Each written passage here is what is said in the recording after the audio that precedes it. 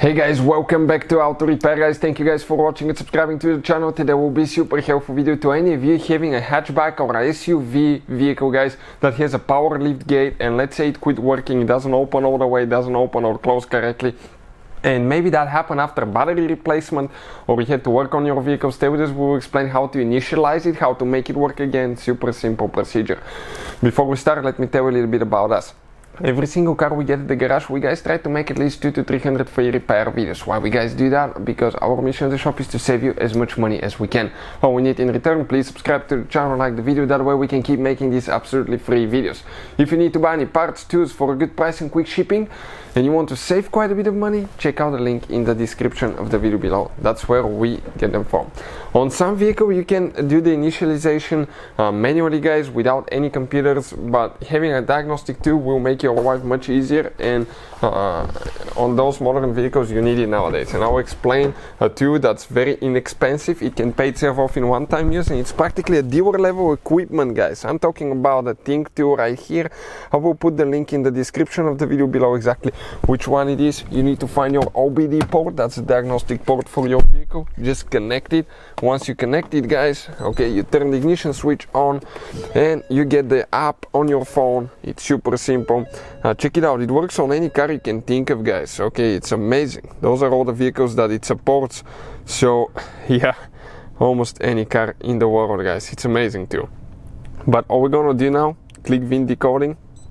It's going to connect.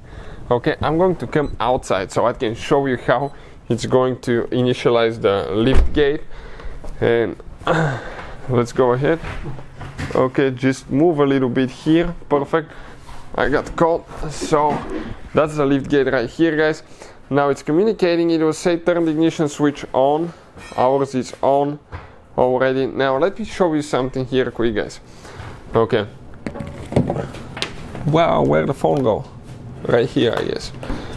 So those are all the functions that it supports. Special function, system selection, that's all the computers. System scan is going to scan everything about your computer. You can do programming. So we'll go to system selection, watch all the computers that are in this car. That's why you need a tool like that guys, because it can access each one of those, read codes, delete codes, perform special functions, programming, multiple things. What you need to look for guys, the lift gate is usually under body control module, or in some cases it could be a separate module such as rear gate, trunk module, anything like that guys. Different makes and models will have different names for those, so you just need to go through them and see which one is for the trunk. We'll go to special functions, power lift gate initialization. You need to make sure that everything's okay, clear. Make sure that everything's clear, because the trunk will open and close all the way. It will tell you about the function more right here if you want to read it. You're more than welcome to. Turn the ignition on, it's on and it's starting. Check this thing out now. Okay, it's working. It's going to open on its own. Ours I think will barely touch. I hope it doesn't. We put a protective tape. Okay, you can see it opens guys. You don't do anything. Absolutely nothing. You just wait. Give it time, you'll start closing. Perfect. Now you're still waiting. You can see 15 seconds. Wait. And it says function completed. It's recommended that you perform self-test to identify any DTC. This is trouble codes that may exist. Press OK to exit.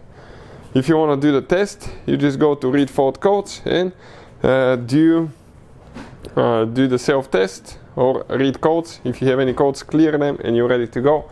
Hopefully the video will be helpful. Thank you for watching and see you next time.